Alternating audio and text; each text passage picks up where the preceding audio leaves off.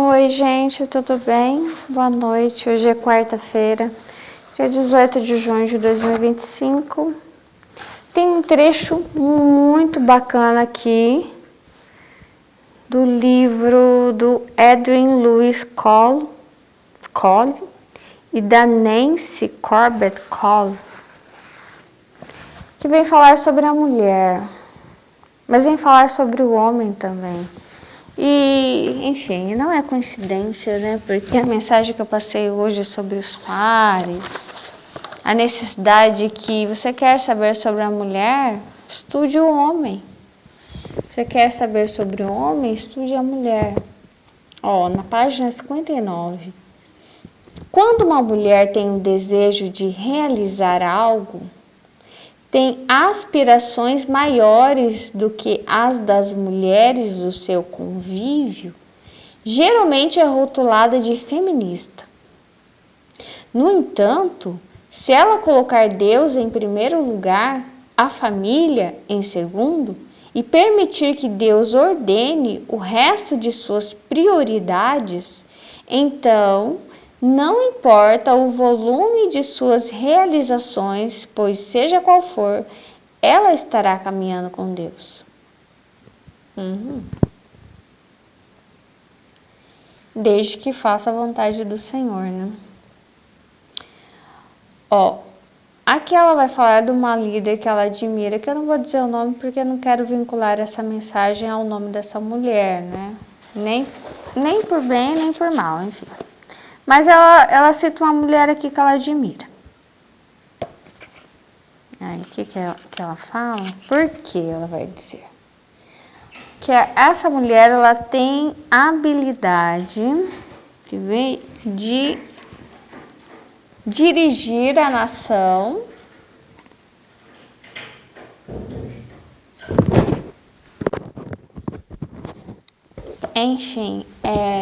habilidade de governar a nação e seu lar, e ainda separar tempo para seus netos, foi uma grande inspiração para mim. Ela tem sido considerada uma das mais bem-sucedidas líderes no mundo, em alguns círculos a mais bem-sucedida. Contudo, como certo colunista ressaltou, ao invés de elogiar seus sucessos como uma mulher de carreira, as feministas tendem a ignorá-la, provavelmente porque, enfim, essa mulher, né, fulana de tal, é também uma mulher que tem um bom casamento, sente-se feliz como mãe e avó e não aparenta ter raiva dos homens.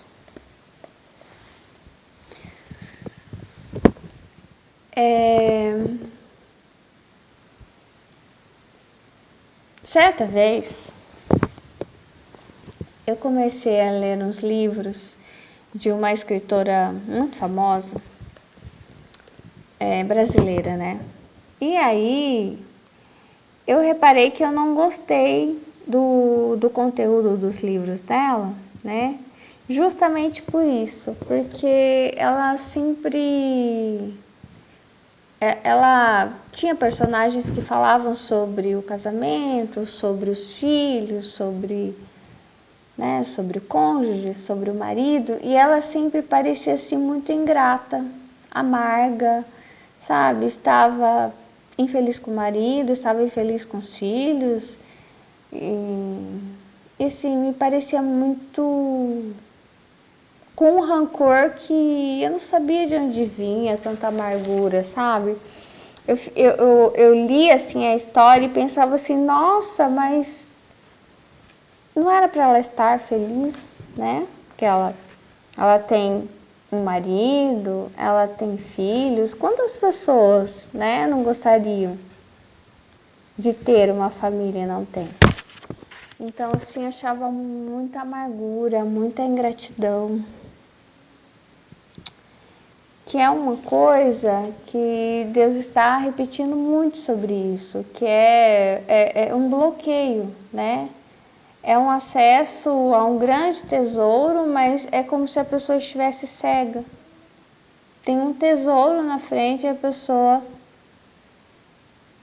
não consegue acessar. E é o tesouro dentro de si, né?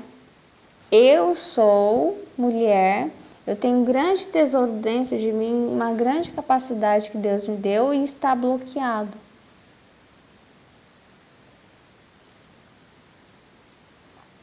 É o maior valor que nós temos, né? Que é a nossa identidade, nossa capacidade de amar, de sermos mulheres ou homens, né? Para quem é homem. Entre o extremo das mulheres agressivas e o extremo das instáveis, existe um ponto de equilíbrio a ser descoberto. O apóstolo Paulo teve de ensinar sobre tal ponto no tocante às mulheres. Quando ela fala que eles falam que o apóstolo Paulo ensinou, eu acho que é no livro de Efésios, né? Quando fala que as mulheres devem ser submissas aos seus maridos. Porque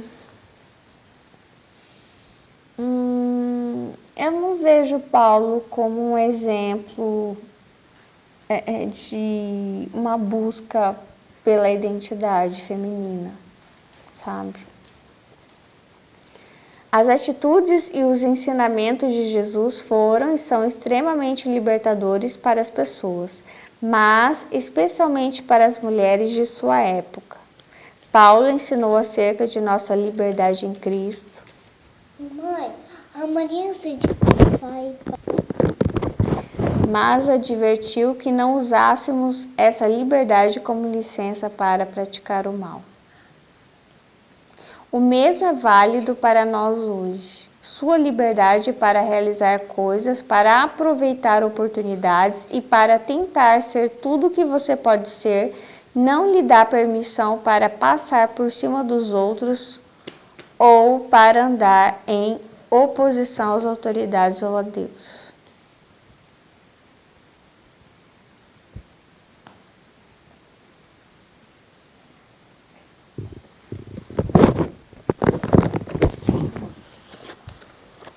Olha só, eu vou ler mais um trecho aí, eu vou comentar, porque eu também não quero ser hipócrita, entendeu?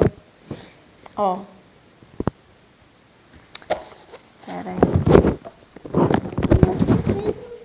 Para a mulher, ser semelhante a Cristo significa ser uma mulher em todo o seu potencial feminino. Ou seja, desbloquear, né, aquilo que está bloqueado. A qualidade básica da condição de ser mulher é a feminilidade. A feminilidade tem tanta força quanto a masculinidade, entretanto, ambas se manifestam de diferentes maneiras. Quando as mulheres imitam os homens para tentar competir com eles, eles abrem mão de seus próprios pontos fortes e tentam vencer uma luta que se torna desigual.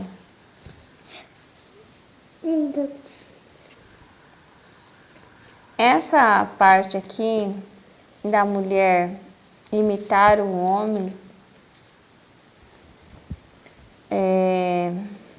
nem sempre pode ser para competir com eles, não sei. Muitas vezes é a questão talvez do espaço em branco, espaço nulo, de que um homem não se posiciona como homem. Então ela começa a fazer a parte dele. Eu já falei sobre isso. Inclusive tem um testemunho da Marilyn Phillips, né? E muitas mulheres passam por isso. Que elas se casam e os seus maridos não ocupam o espaço, né? Então elas começam o quê? A fazer o que eles não fazem. E depois que elas fazem o que eles não fazem, se tornam boas nisso, elas não vão mais deixar de fazer e eles também não vão começar a fazer o que eles têm que fazer. Porque eles já se acostumaram que elas estão fazendo. Então eles ficam o quê? Numa posição confortável. Entendeu? Fazendo menos coisas. E aí ela ganha qualidades como heroína, super forte, né? E elas são cobradas a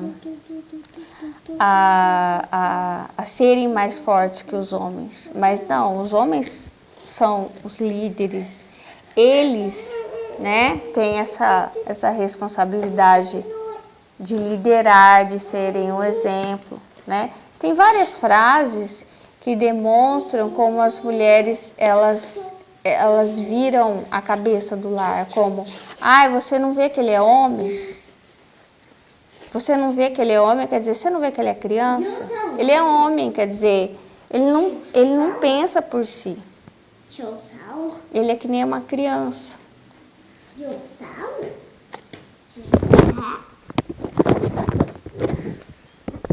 Eu falei que eu não quero ser hipócrita por causa dessas coisas que a gente vê em sociedade, sabe? Desde muito. Deus, ele fez um relacionamento perfeito, um homem e mulher, onde nem o homem nem a mulher estavam bloqueados um para o outro. Não tinham rancores, não tinham mágoas um para o outro. Mas a partir do momento que eles pecaram, eles... Então, a partir do momento que eles pecaram, as coisas começaram a ser mudadas nessa família, né? Então, o homem, ele começou a tomar decisões arbitrárias contra a mulher, com o uso da força, né? E contra Deus também, né? Então ele toma decisões que ele prejudica a família, né? E ele se torna agressivo, ele se torna promíscuo, né? E ele cria a formação de uma nova família, quer dizer,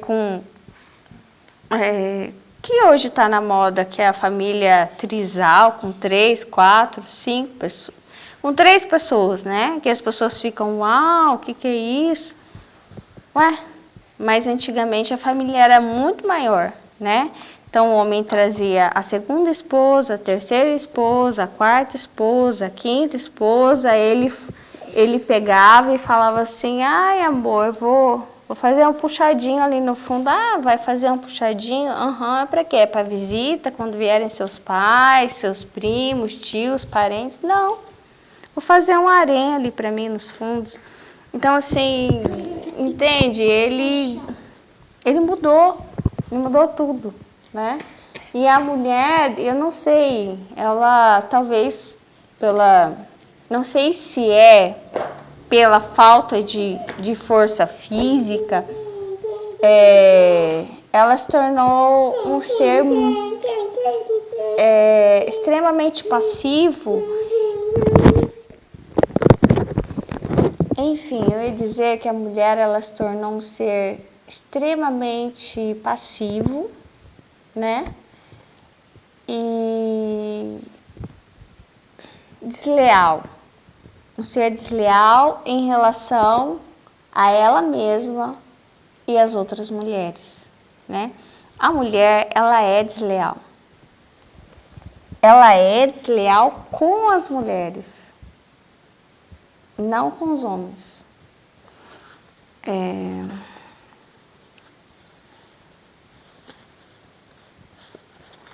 Por isso que eu falei que eu não posso ser hipócrita, entendeu? Porque eu preciso falar das coisas. Quando ela fala aqui sobre as feministas, né? Tem 2 lados essa história. Tem o lado da agressão gratuita a um homem nascido nos últimos tempos, que desconhece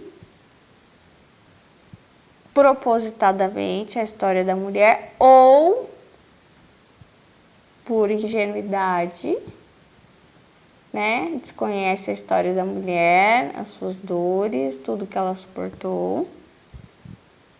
E, claro, não tem culpa, né? Do histórico do ser mulher, né? E que eu acredito que tudo que todas as mulheres passaram durante todas as gerações, tudo isso está impregnado em nós de alguma forma. Entendeu? E tudo de bom e de ruim também que há no histórico masculino também está impregnado neles. O problema é que a gente leva culpas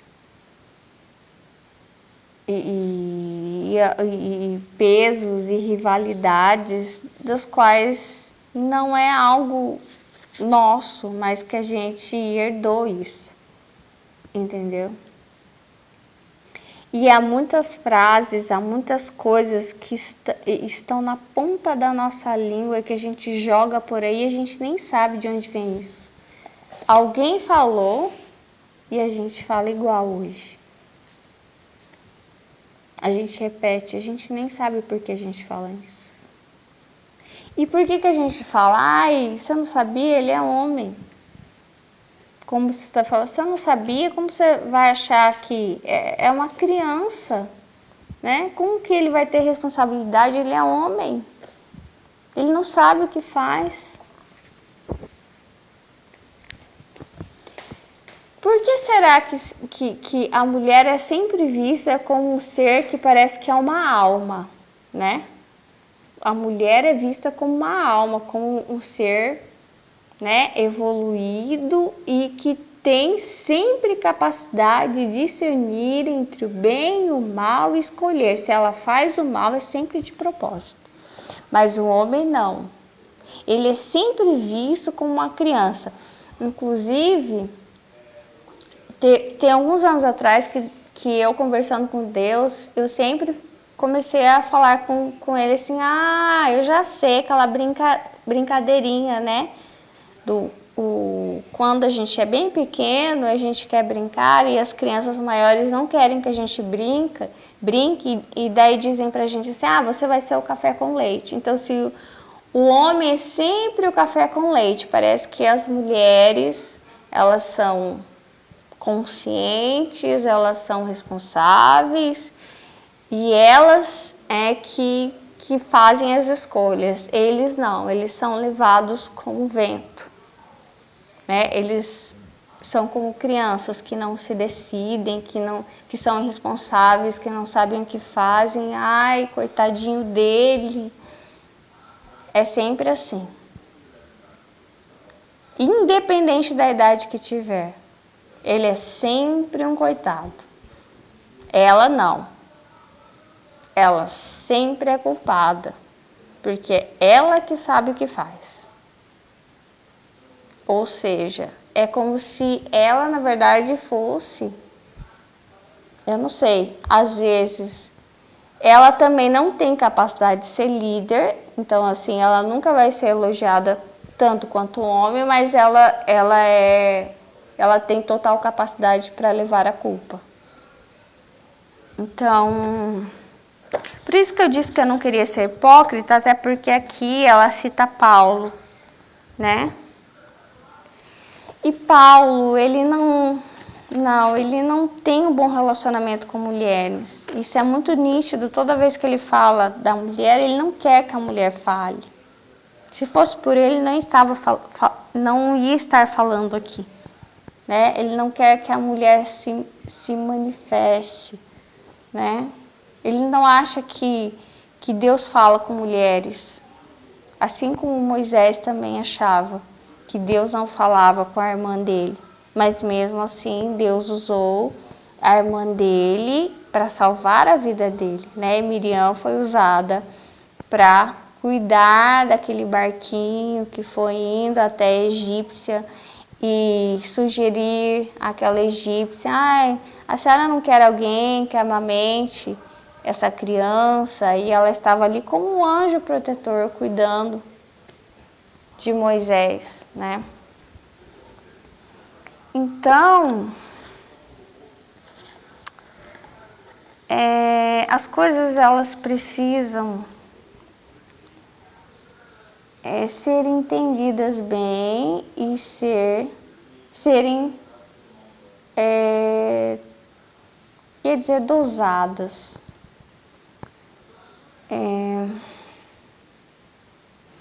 Aqui quando ela diz a qualidade, ou ele diz, né? É ele que fala agora, que é o homem e a mulher que escreveram isso, acho que é ele que fala agora, que a qualidade básica do ser mulher é a feminilidade.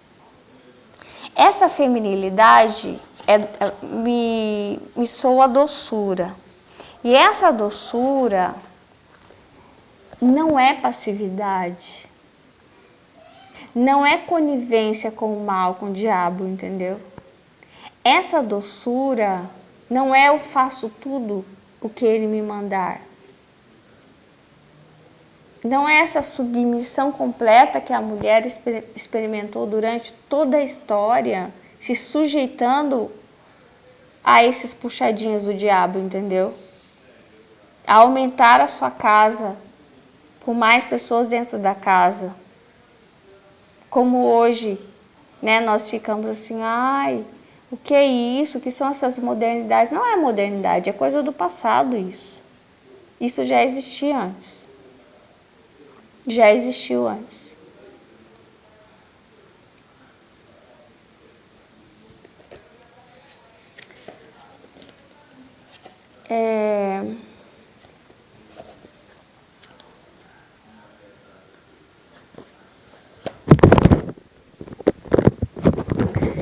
Enfim, ó, tem um trecho aqui que diz assim: se você precisa de mais sabedoria, simplesmente peça ao Senhor, que a todos dá liberalmente, sem sentir culpa por pedir.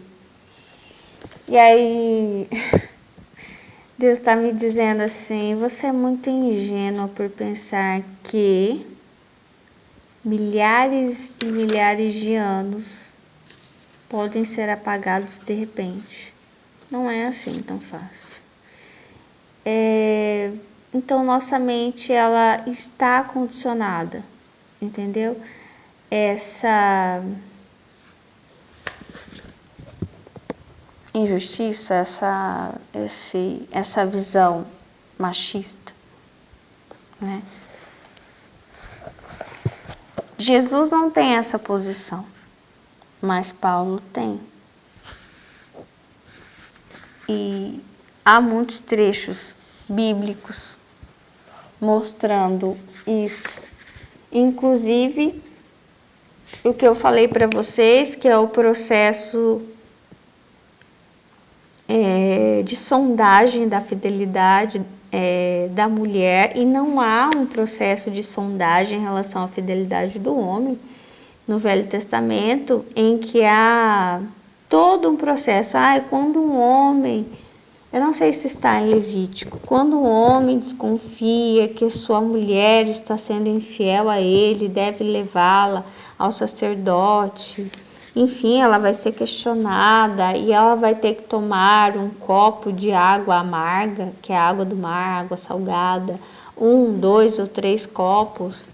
E se ela vomitar, se ela passar mal, é porque realmente ela está traindo ele, então ela deve ser morta, enfim, alguma coisa do tipo. E não há nenhum procedimento em relação a ele, né, de que se uma mulher está desconfiada de que seu marido está traindo, porque a infidelidade dele era legal, era legalizado, e a dela não, né?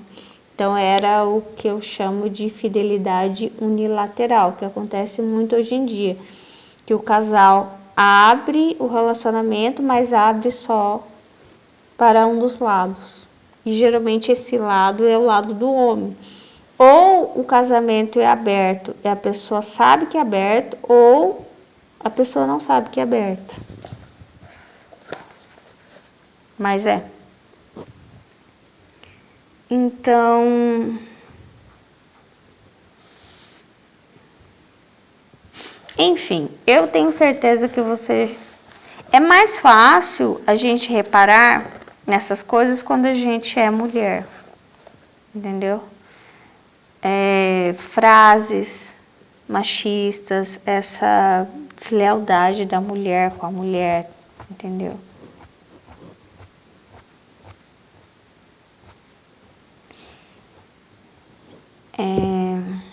É claro que isso é quando a mulher não está sendo observada. Porque quando a mulher está sendo observada, ela vai ter um comportamento politicamente correto, né? Ela pode palestrar sobre mulheres, sobre empoderamento feminino, enfim, sobre várias coisas. Mas ali, no dia a dia, ela pode ter um outro discurso.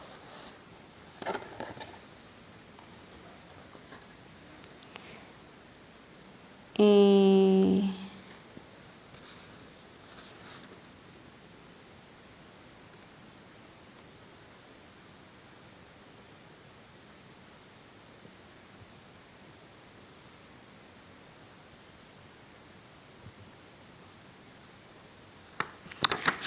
ali na Bíblia mesmo, não sei se é no final de Provérbios que fala sobre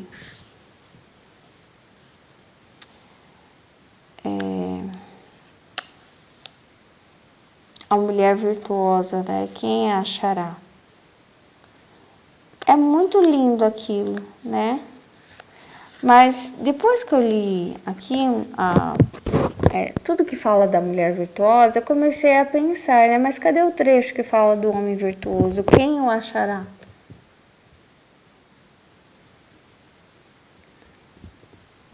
Porque assim, tem muita cobrança em relação à mulher, né? A mulher, ela tem que ser isso, ela tem que ser aquilo. E cadê, né? Cadê a cobrança para que ele tome a posição dele, né? Para que ele seja a virtude em primeiro lugar, porque ele é o líder, ele puxa ela.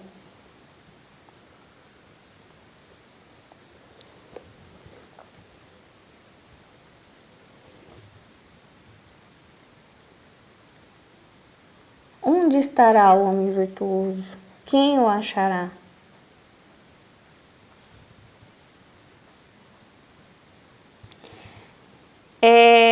E aí eu tô vendo um homem muito forte. E a virtude do homem, talvez ao longo, né, de toda a história, estivesse coligada com o quê? Com poder. Poder físico, poder político, poder de guerra.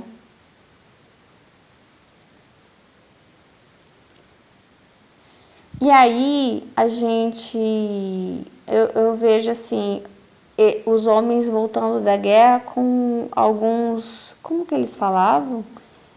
Com cabeça, né, dos maiores líderes. Eu trago a cabeça e te mostro. Matando feras também, né, pregando na parede, assim. Então a virtude dele estava coligado com a força física e também com a força sexual, né? Por isso ele tinha que ter haréns, muitas esposas. O fato dele ter muitas esposas e o harém significava que ele tinha muito dinheiro, porque ele tinha que, não é como hoje, né? Que o homem pode mostrar numa foto e ele não vai ter mais gasto com aquela mulher, foi só aquela noite, sei lá. Antigamente, não, ele tinha que sustentar aquelas mulheres a vida toda. Então, cada mulher colocada dentro do harém cada uma delas ia receber uma pensão, imagina, que é alimentação, moradia. Mesmo que elas ficassem ali todas juntas e nunca mais vissem a cara dele. Porque ele estava em busca de outra. Que ali no Cântico dos Cânticos, apesar de ser muito lindo, ele está numa busca incessante pela mulher ideal, que ele nunca encontra, porque é o que Salomão fala. Entre 1000 homens, só encontrei um, que talvez, enfim, ele fala, encontrei um digno. Entre todas as mulheres, não encontrei nenhuma. Ele quer dizer, ele encheu um harém, ele casou com não sei quantas esposas, 400 esposas, 500 esposas, e ele não achou nenhuma digna. Porque ele tinha que se tornar o homem virtuoso. Não é só ficar procurando a mulher virtuosa. Porque é o que Deus tem me falado, nós somos feitos em pares. E se o homem está corrompido, a mulher ela fica corrompida. Ou porque ela está realmente corrompida, ou porque ela está cega. Achando que ele é uma criança. Ele não é uma criança.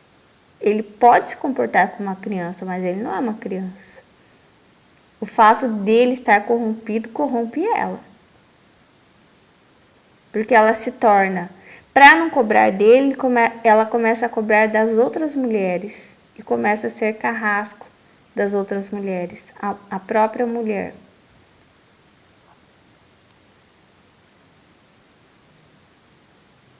Que talvez aquela mulher que ia ser apedrejada, que Jesus salvou, foi uma mulher que entregou ela. E depois que Jesus salva, talvez essa mulher ainda ficou assim, eu não acredito. Ainda foi alguém lá e salvou ela da morte.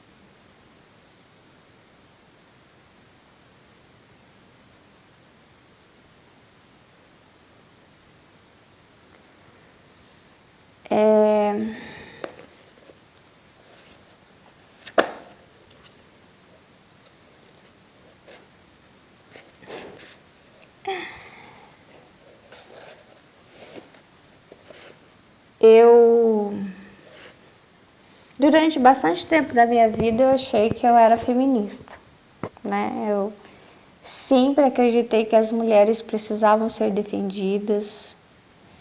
Eu lembro que eu acreditava no divórcio e muitas coisas, daí eu conversava com a minha mãe, ela falava que não era bem assim, e até que, conhecendo Deus, conhecendo Jesus, eu cheguei a um ponto do meio, que é as mulheres precisam ser defendidas. Mas eu não sou feminista porque eu acredito que os homens não são meus inimigos. Mas não renego a história dessas mulheres, não renego, não desvalido a dor delas e não nego que isso está dentro de mim, que isso me formou. E que eu vejo isso, tanto o sofrimento quanto essa cegueira, né? Desde criança, sabe? Até hoje, em muitas coisas que eu não queria ter visto, não queria ter ouvido, mas eu sempre fui uma criança muito... Eu nunca fui uma massa mole, na qual a pessoa pegava e fazia o que queria. Sabe? Eu, não me manipulava, né? Quando eu ouvia uma frase, geralmente eu conseguia deixar essa frase longe da minha cabeça, para que eu pensasse, como se a frase ficasse flutuando na minha frente, eu pensando se eu colocaria para dentro ou não.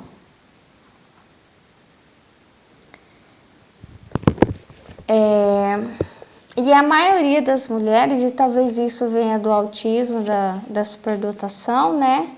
De não colar em mim coisas que eu não concordava, que eu não queria. Entendeu?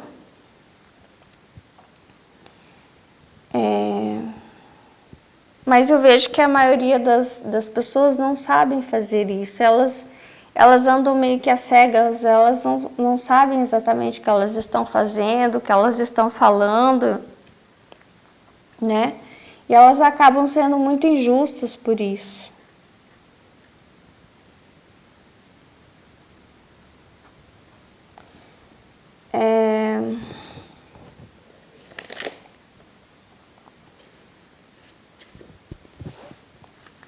Ontem eu estava vendo um vídeo, eu acho que até falei com Deus, meu Deus, porque toda vez que eu vejo uma situação de injustiça, eu fico muito irada, eu fico com muita raiva, entendeu? E eu vi uma dessas situações de injustiça e eu fiquei com muita raiva. E eu já sei orar e eu falei assim, Deus, controla isso dentro de mim.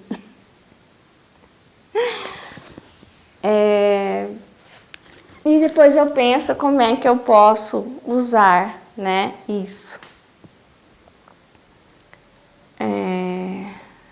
Eu vi um vídeo de uma moça que ela estava anunciando que estava grávida. E daí estava do lado do namorado, né? E aí ele não faz boa cara, né? E ele, enfim, ele fala que ele como que ela fez isso com ele, né? Ah, como que você fez isso comigo? Você sabia que eu não queria agora, né? Eu não posso ter um filho agora. E aí ele fala assim, nós vamos ter que resolver isso. E aí ela fala, mas como que nós vamos resolver isso? Porque a criança já está dentro de mim. E, enfim. E aí ele fala, nós vamos fazer o exame de novo e, se der positivo, nós vamos ter que resolver isso. Eu entendi aquilo como uma ameaça, né? Mas, enfim. E a moça fica triste, começa a chorar e, enfim, eu sou muito protetora e eu sou do tipo que toma as dores das pessoas. Eu sou meio assim, enfim. E aí eu fiquei, meu Deus, eu fiquei com muita raiva dele. E aí eu fui abrir os comentários e só tinha mulher comentando, né? A mulher em peso comentando e sendo desleal com a mulher que está ali, né? E os comentários, um pior que o outro, detonando aquela mulher, né? E aí eu fiquei assim, sabe, que eu não acreditava nisso, né? Que é isso, né? Que a mulher, essa mulher que era virtuosa, né? Que fez algo errado e que leva a culpa, mas ele não, porque ele é homem. Ou seja, ele não tem capacidade mental para saber que a partir do momento que ele tem um compartilhamento de corpos, que ele tem, né, que ele compartilha os espermatozoides dele com uma mulher, que ele vai engravidar ela, não ela vai engravidar dele de propósito, porque ele é o espermatozoide dele que engravida ela, né? Ele não tem capacidade mental, porque ele é homem, me dá a posição dele de uma criança, né? De uma pessoa incapaz de saber das consequências dos seus próprios atos. Então, sim,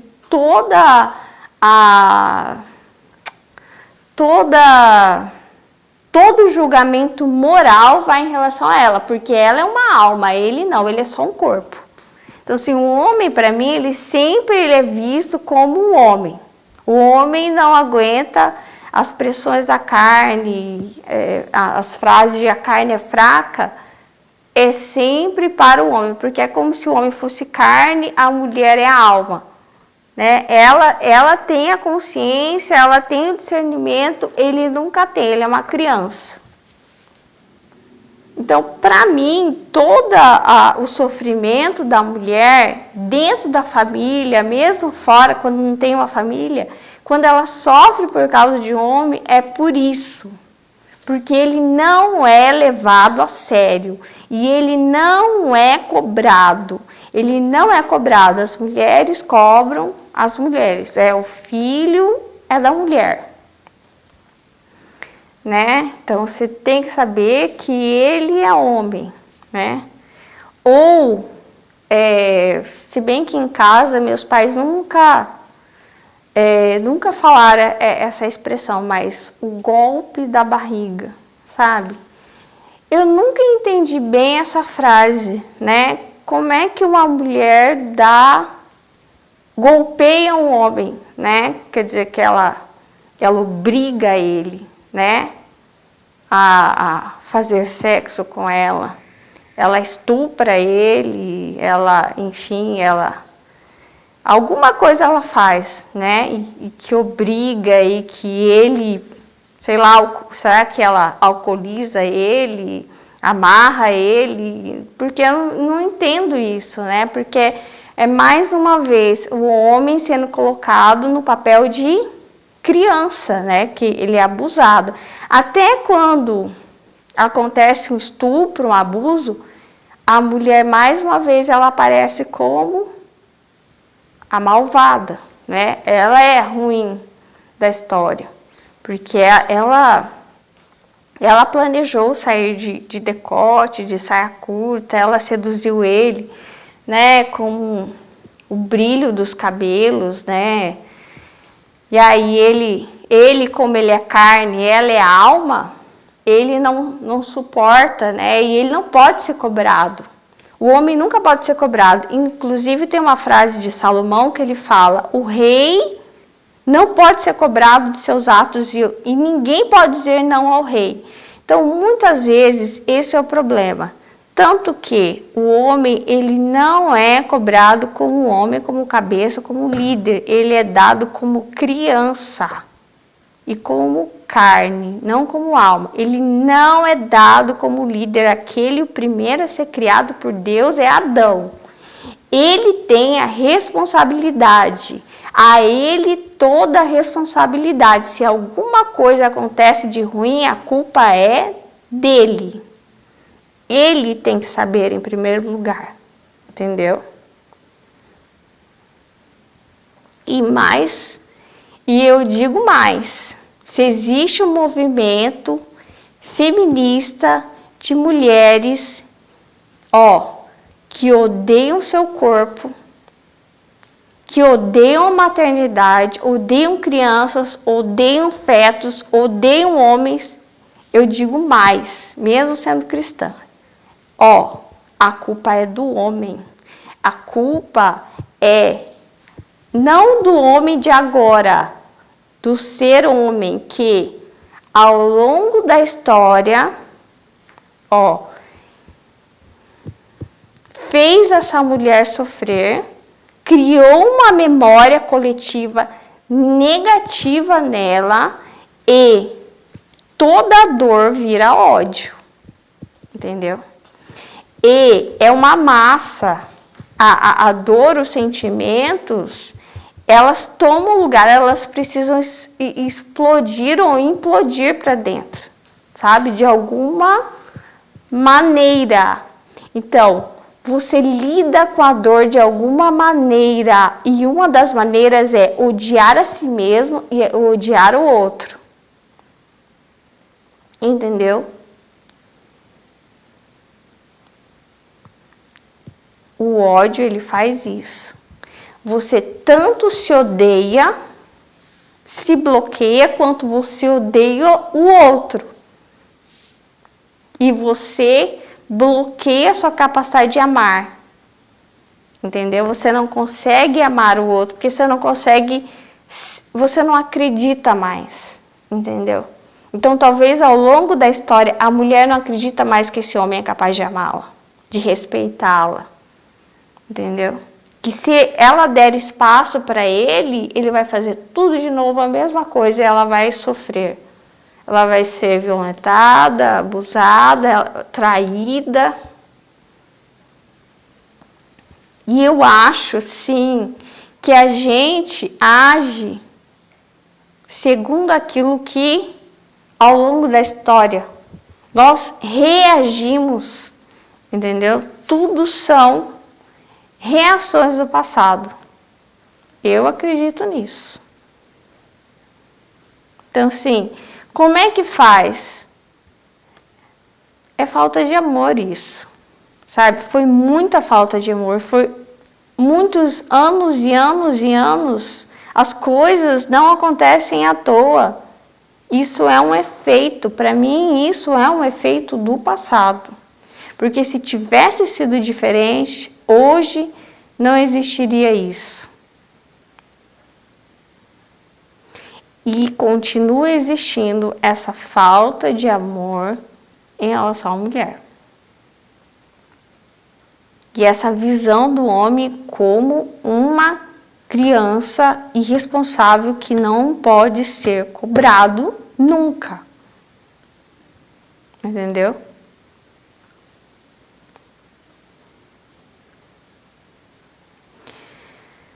Enfim. A gente sempre acha que as coisas, elas surgiram agora, recente, não. Tudo que você planta, você colhe, entendeu? Ou lá na frente. Então as coisas elas vão é isso, esse é o plantio, né? Então se existe um ódio tão grande agora, é como se fosse uma super proteção, sabe? Uma proteção exagerada, talvez.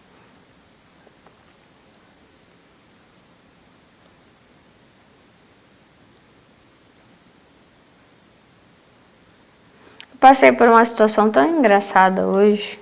Já deu muito longo esse áudio, mas enfim, eu vou contar. Eu estava andando com a minha filha e daí estacionou um homem que eu acho que ele estava indo para o serviço dele. E aí, enquanto ele estava atrás de mim, eu fiquei pensando se ele estava me seguindo. E daí, só que como ele estava caminhando mais rápido que eu, porque ele estava sozinho, eu com criança, né? A gente sempre caminha mais devagar. Depois que ele passou na minha frente, eu vi que ele ficou olhando para trás, achando que eu estava seguindo ele. Então foi muito engraçado. E ele não estava me seguindo e eu não estava seguindo ele. Na verdade, a gente compartilhou o mesmo caminho por um tempo, o trajeto, né? Porque era o meu trajeto. Eu não ia mudar o trajeto só porque ele estava achando que eu estava atrás dele, nem ele ia mudar o trajeto dele porque eu achava que ele estava me seguindo. Entendeu? Então, assim,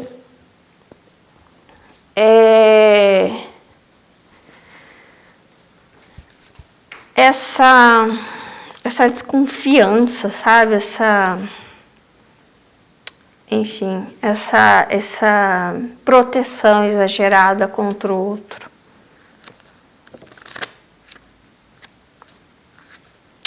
Agora, como é que...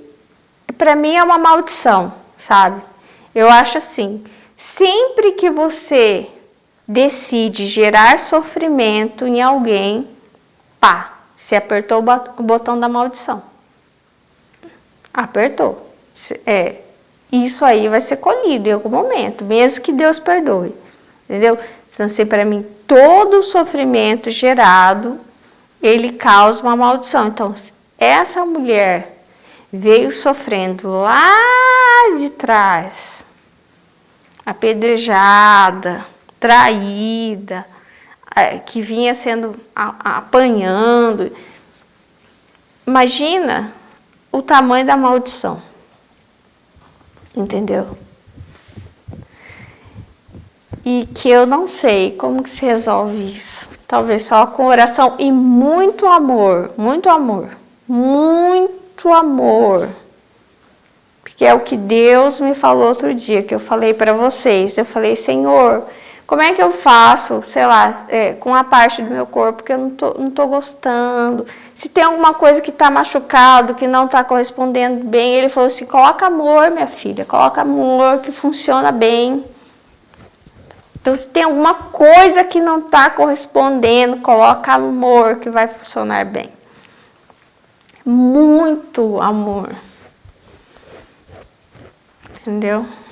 E a mulher, ela é ainda muito cobrada e recebe pouco amor, mas pouco amor e muita cobrança. E o homem, ele tem que sair dessa posição de criança, de café com leite, né? De posição de carne, de imaturidade. Ele tem que ser cobrado como líder. É isso que eu penso. Eu acho que não é o homem que é reflexo da mulher, como muitas vezes é colocado. É a mulher que é reflexo do homem. Você muda o homem, a mulher muda. Não é? Porque a partir do momento que ele mudou com ela, gerou toda essa maldição. Porque foi ele que mudou, desde o Éden. É ele que colocou mais pessoas para dentro de casa, ele que virou violento, entendeu? Então, a partir do momento que ele muda, ela muda. Porque ele que é o líder, ele que é o cabeça. Tá certo? Então, tem que se achar. Onde está o homem virtuoso? Quem o achará? Para mim, essa que é a pergunta que nunca foi feita e que deveria ter sido feita. Tchau, Deus abençoe vocês.